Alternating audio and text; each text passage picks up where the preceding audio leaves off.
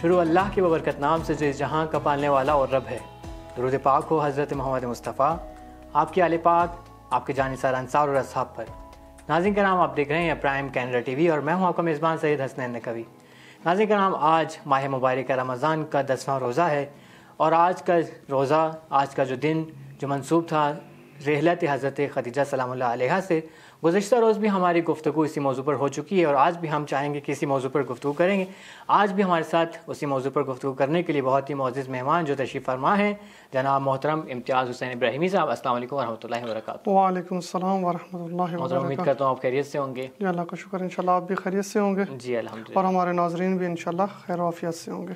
جی محترم، جیسے کہ آپ نے پچھلے پروگرام کے اندر بہت خوبصورت انداز کے ساتھ ہمارے لیے حضرت خدیجہ سلام اللہ علیہا کی شخصیت کو واضح فرمایا، تو آج بھی اسی طریقے سے ہم چاہیں گے کہ حضرت خدیجہ کے متعلق پروگرام کریں۔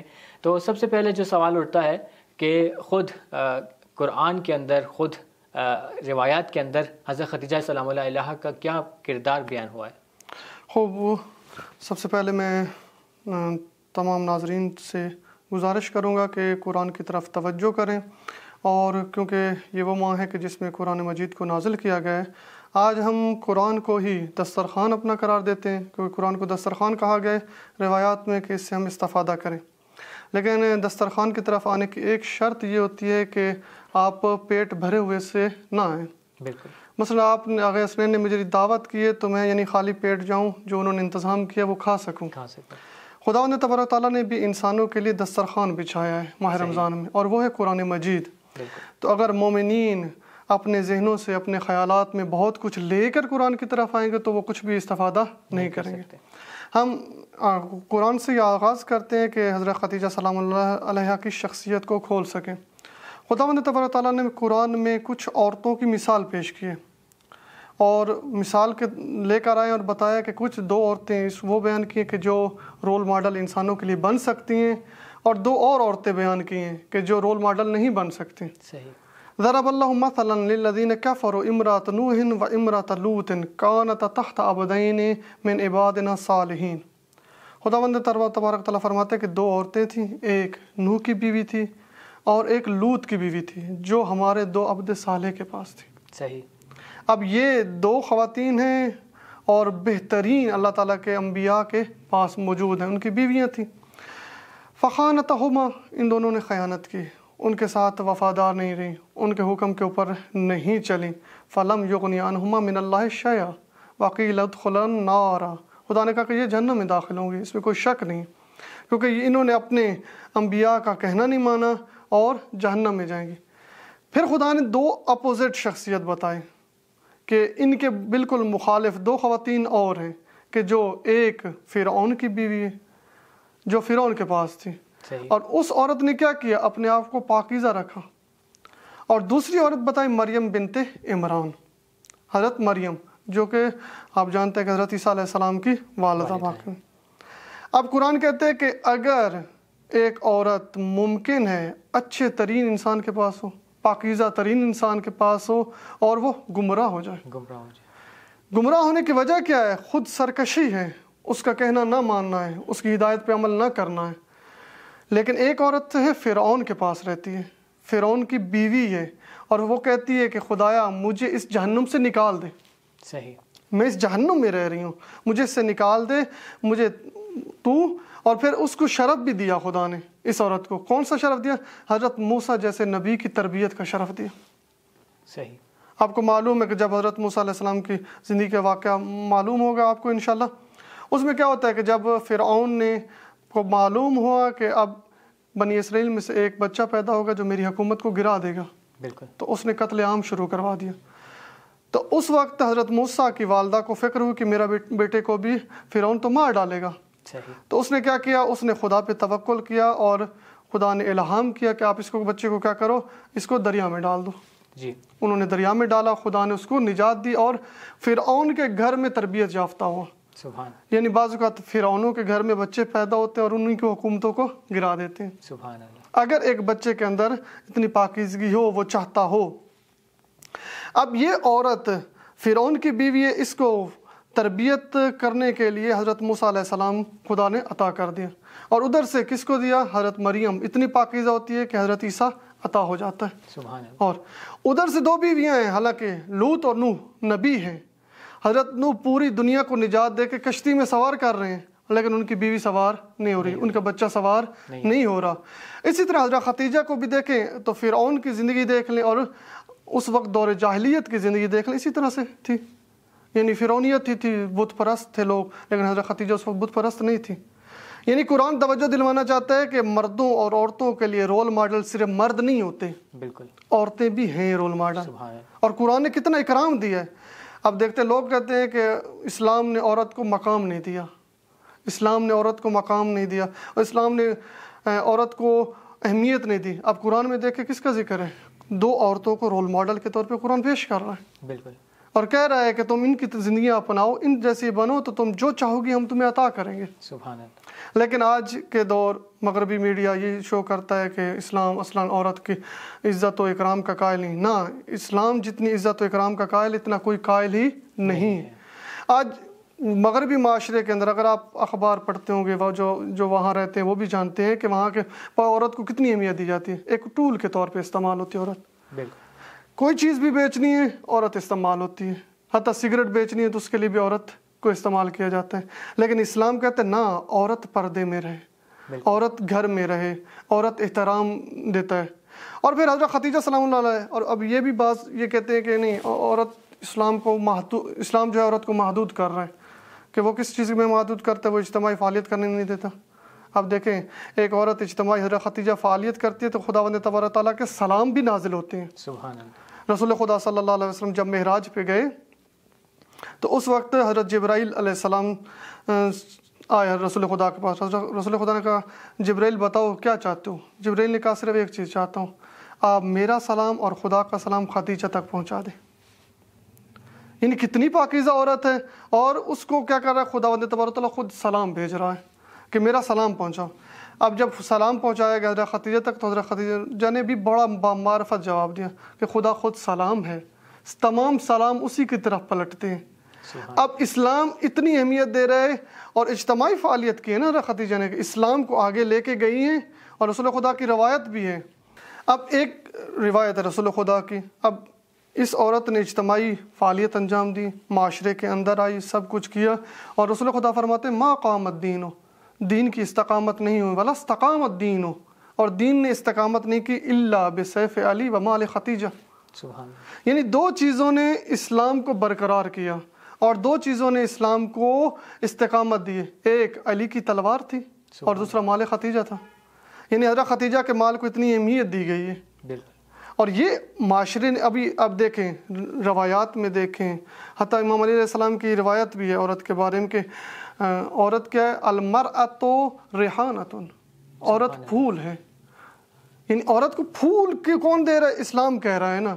عورت کو عزت کون دے رہا ہے؟ اسلام دے رہا ہے. اور مغربی معاشرہ کیا دکھاتا ہے؟ نہیں، اسلام اہمیت نہیں دیتا عورت کو، اسلام اہمیت کا قائل نہیں ہے. سب سے جتنی اہمیت اسلام نے دی ہے، جتنا عزت اسلام نے دی ہے، اور اسلام نے اگر پردہ رکھا ہے تو پردہ گھر کے لیے نہیں رکھا.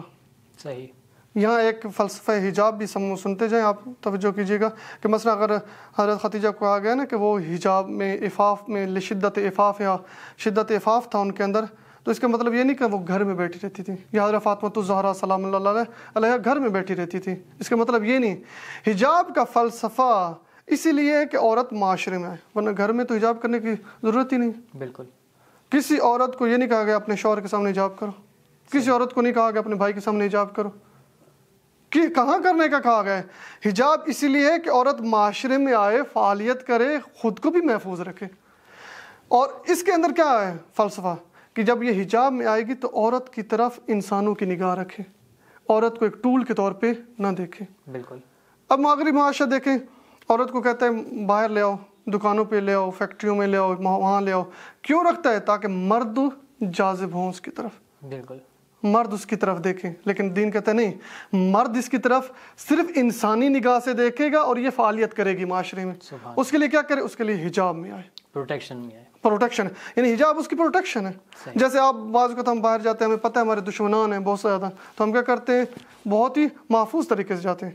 اسلام بھی کہتا ہے کہ باہر مردوں کی آنکھیں، اور عموماً مردوں کو کہا گیا کہ ان کے اندر کیا ہے؟ زیغ ہے، ان کے اندر مرض ہے، ان کے دلوں میں مرض ہے، تمہارے اندر مرض نہیں ہے، ان کے اندر مرض ہے۔ اس لیے عورت سے کہا گیا کہ تم مثلاً بہت ہی پیارے انداز میں کسی مرد سے نامحرم سے نہ بات کرو۔ بالکل، کیوں؟ کیونکہ نامحرم سے جب آپ بات کریں گی تو کیا ہوگا، وہ اس کے دل کے اندر مرض پیدا ہوگا، ہاں شاید یہ مجھے کچھ دے رہی ہے، میرے پاس آنا چاہتی ہے، اور جو عامیہ الفاظ استعمال کرتے ہیں، خیر میں وہ نہیں استعمال کرتا، کہ میری طرف راغب ہے۔ صحیح۔ اس لیے عورت کو حجاب کے اندر رہنے کا اسلام نے حکم دیا ہے۔ اور حضرت خدیجہ سلام اللہ علیہا کی ذات ہمارے لیے آج کے معاشرے کے لیے بہترین رول ماڈل ہے۔ جو بھی کسی کے لیے بھی یہ جواز نہیں بنتا کہ میں اس طرح کے معاشرے میں رہا اور میں خراب ہو گیا۔ خصوصاً میں تائید آپ لوگوں کو تکرار کے ساتھ بار بار کہوں گا کہ سوشل میڈیا سے محفوظ رکھیں اپنی اولاد کو، بیٹیوں کو، خصوصاً بیٹیوں کو، کیونکہ فعلاً میں اگرچہ ہمارے لیے اور پہلوؤں سے حضرت خدیجہ کی زندگی رول ماڈل ہے، اگر عفاف و حجاب کے لحاظ سے دیکھا جائے تو حضرت خدیجہ ہماری بیٹیوں کے لیے بہت بڑا اسوہ کاملہ ہے۔ جی محترم، بہت شکریہ۔ ناظرین کرام، اب چلتے ہیں بریک کی جانب۔ بریک کے بعد آپ کی خدمت میں دوبارہ حاضر ہوتے ہیں، ہمارے ساتھ رہیے گا۔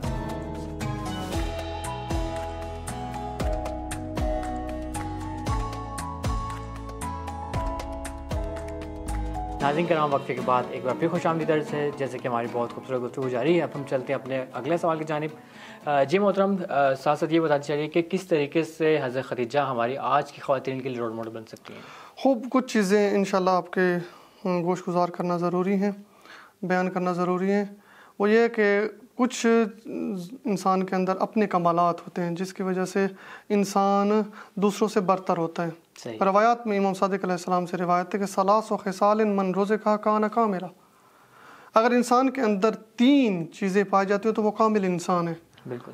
ان میں سے ایک العقل والجمال والفصاحہ، ایک عقل ہے، ایک جمال ہے، ایک فصاحت و بلاغت ہے۔ یعنی ایک انسان اگر عاقل ہے، اور حضرت خدیجہ سلام اللہ علیہ کے بارے میں بیان ہوا کہ اکملہن عقلاً، عقل کے لحاظ سے کامل ترین خاتون تھی۔ سبحان اللہ۔ عموماً عورتیں احساساتی ہوتی ہیں، صحیح۔ احساسات ان کے غلبہ رکھتے ہیں، اس لیے عقلانیت کم ہوتی ہے عورتوں، یعنی ہوتی ہے لیکن استفادہ نہیں کرتی۔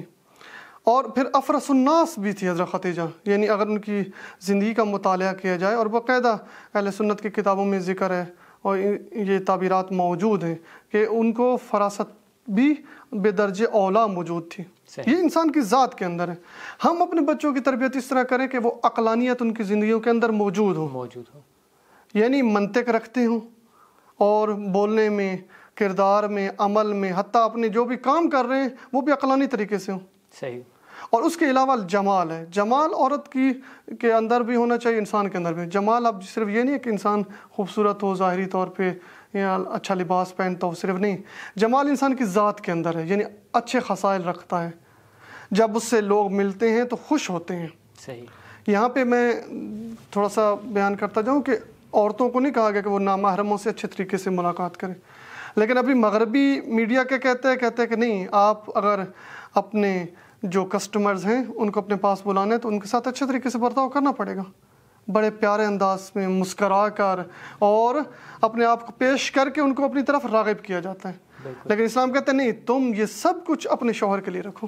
سبحان اللہ۔ تم بناؤ، سنگار کرتی ہو، تم اپنے آپ کو جمال بناتی ہو، اپنا اندر جتنی خوبصورتی لاتے ہو اپنے شوہر کے لیے لے کے آؤ، یہ اسلام چاہتا ہے۔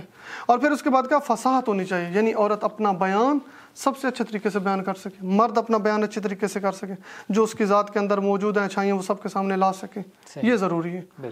اسی طرح حضرت خدیجہ سلام اللہ علیہ کی ذات کے اندر یہ تمام چیزیں موجود تھی، کامل تھیں لحاظ سے، اس لیے رسول خدا کی ذات نے ان کو اپنایا۔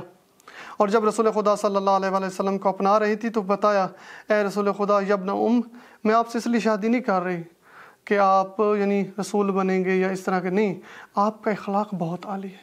سبحان اللہ۔ آپ کے اخلاق نے مجھے اپنا آپ کا گرویدہ کر دیا ہے۔ سبحان اللہ۔ یعنی معیار حضرت خدیجہ کا دیکھیں اخلاق ہے۔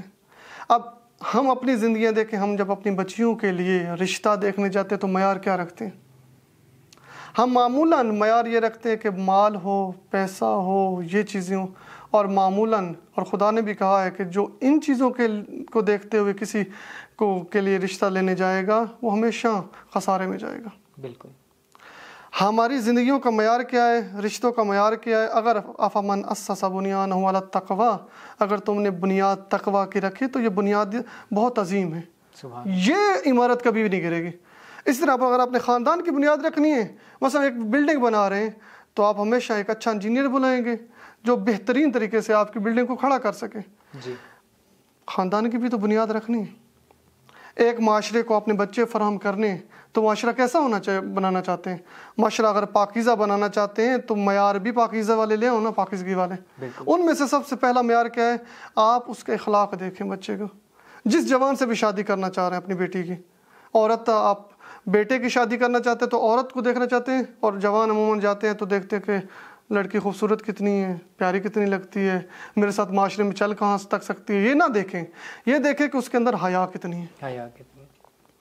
رسول خدا نے اگر حضرت خدیجہ سے شادی کی تو حیا و طاہریت کی بنیاد پر شادی کی، نہ کہ مال کی بنیاد، نہ کہ مال کی بنیاد پر۔ اور اگر ہم چاہتے ہیں کہ ہمارے بچے بھی اسی طرح سے پاک و پاکیزہ پیدا ہوں، حضرت فاطمہ جیسے، حضرت امام حسن جیسے، امام حسین جیسے، یا آئمہ جیسے پیدا ہوں، تو اس کے لیے ہمیں اپنی زندگیوں کے معیار بدلنے پڑیں گے۔ سبحان اللہ۔ سب سے پہلا معیار کیا ہے؟ آپ دیکھیں اس لڑکے سے جس سے میں اپنی بیٹی کی شادی کر رہی ہوں وہ عاقل ہے کہ نہیں۔ اگر ہم چاہتے ہیں کہ ہمارے بچے بھی پاک و پاکیزہ ہوں تو ہمیں معیارات کو بدلنا پڑے گا۔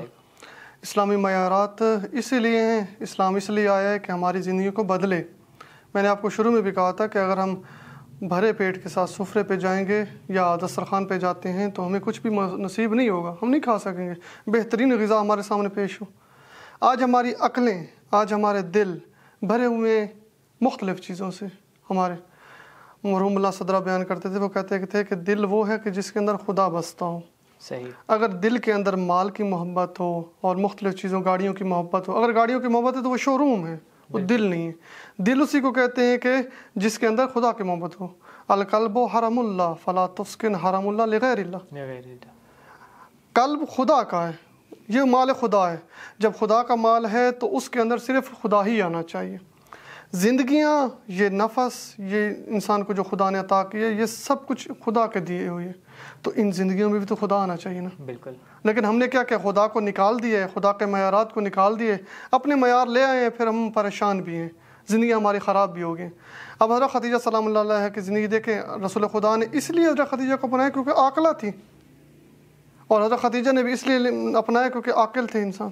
جی، ہم بھی اپنے بچوں کے اگر شادیاں کرنے چاہتے تو یہی معیار ہو۔ اور حضرت خدیجہ کے بارے میں بیان ہوا، کانت من احسن النساء جمالا، جمال کے لحاظ سے بہترین عورت تھی۔ سبحان اللہ۔ وَأَكْمَلُهُنَّ عَقْلًا، صرف جمال نہیں تھا، عقل بھی کامل تھی۔ بالکل۔ بعض اوقات کیا ہوتا ہے، ہم جاتے ہیں حسن کو دیکھ کے، جب حسن کو دیکھ کے جاتے ہیں تو وہ بھی نہیں ملتا ہمیں، اللہ اکبر۔ چند دنوں بعد ہمارے لیے وہ بھی عذاب بن جاتا ہے۔ اتنی فرمائشیں ہو جاتی ہیں زندگی کے اندر کہ انسان وہ ضرورتیں بھی پوری نہیں کر سکتا۔ پھر اس کے بعد وَأَتَمَّهُنَّ رَعْيًا، حضرت خدیجہ کیا تھی؟ رائے کے لحاظ سے یا نظر کے لحاظ سے، بیان کرنے کے لحاظ سے اپنی چیزوں کو، وہ بھی کامل انسان تھی۔ حتیٰ کہ وَأَكْثَرُهُنَّ عِفَّةً وَدِينًا، دین کے لحاظ سے، عفت کے لحاظ سے بھی پاک و پاکیزہ تھی، کامل عورت تھی۔ اب دیکھیں معیار، دیکھیں یہ حضرت خدیجہ کے بارے میں روایات میں بیان ہوا ہے کہ حضرت خدیجہ کے اندر یہ چیزیں موجود تھیں تو رسول خدا نے ان کو اپنایا۔ ہم بھی ناظرین اگر چاہتے ہیں کہ اپنے بچوں کی صحیح تربیت کریں تو پہلے بچوں کی عقلانی تربیت کریں۔ جی، اب یہ لمبا موضوع ہے کہ ہم بیان کریں کہ ہم اپنے بچوں کی تربیت کیسے کریں، یہ مستقل موضوع ہے جس کے اوپر گفتگو ہونی چاہیے۔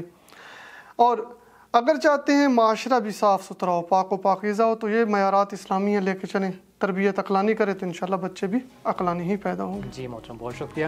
ناظرین کرام، اب یہاں پر چھوٹی سی ایک بریک لیتے ہیں، بریک کے بعد آپ کی خدمت میں دوبارہ حاضر ہوتے ہیں، ہمارے ساتھ رہیے گا۔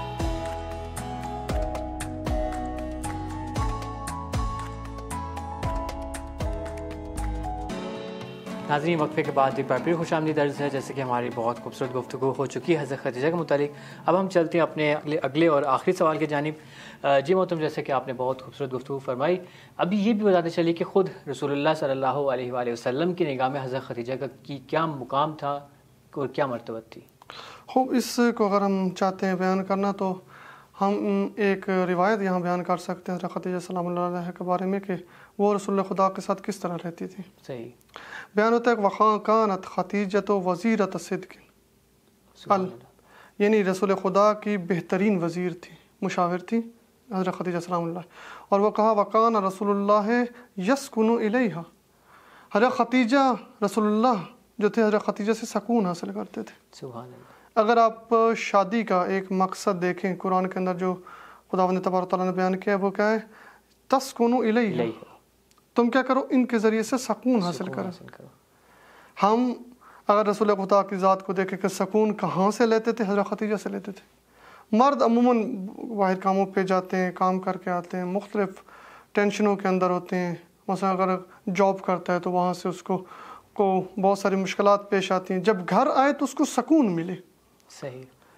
اب ہماری عورتوں کو ایک ڈھنگ جو سیکھنا ہے وہ یہ ہے کہ جب بھی مرد گھر میں آئے تو آتے فرمائشیں نہ شروع کر دیا کریں. بالکل. اور کبھی بھی حضرت خدیجہ نے فرمائش نہیں کی رسول خدا سے.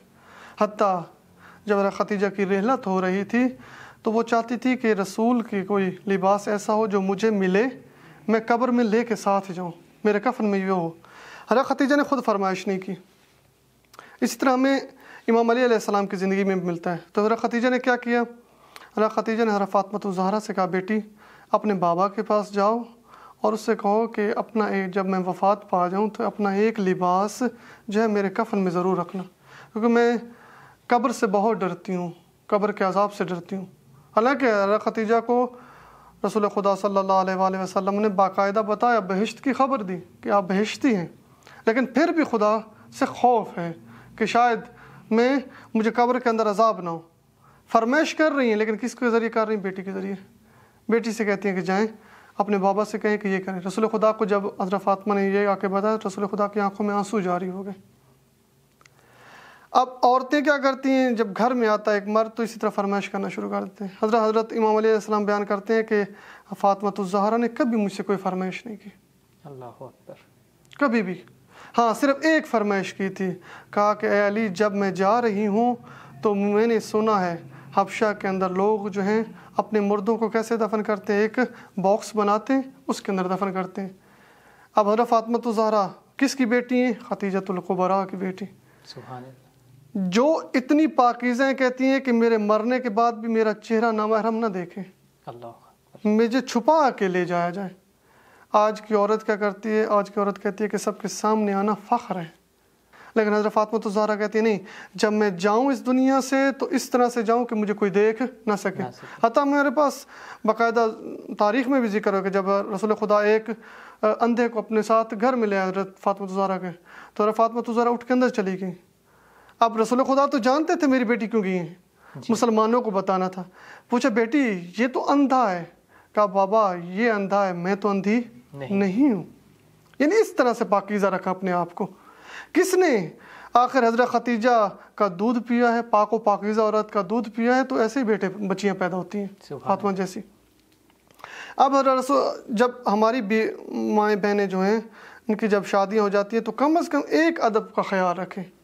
اگر آج ہم چاہتے ہیں کہ ماہ رمضان کی برکتیں حاصل کریں، ان میں سے ایک بہت بڑی برکت یہ ہے کہ حضرت خدیجہ کو رول ماڈل کے طور پر لیں، اور جب آپ کے شوہر آتے ہیں تو فوراً فرمائش نہ کریں. ممکن ہے آپ کو بہت ساری چیزیں چاہیے ہوں، بالکل آئے اس کو سکون گھر میں ملے. جی.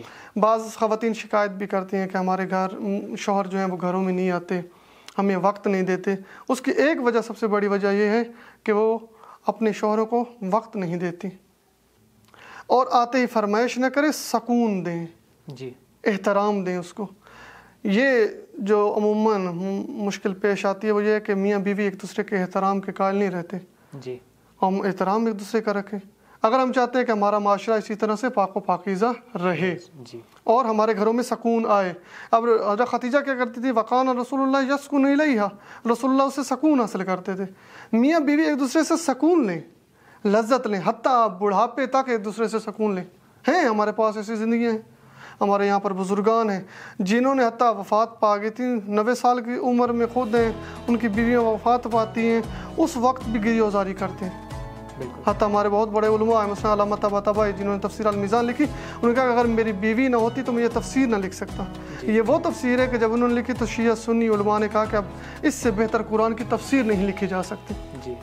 یہ کس کی وجہ سے ہوا؟ ایک عورت کی بدولت ہوا ہے نا، ایک عورت نے اتنا ساتھ دیا ہے. جی محترم، بہت شکریہ. ہم آپ کے بہت شکر گزار ہیں کہ آپ نے بہت خوبصورت گفتگو فرمائی.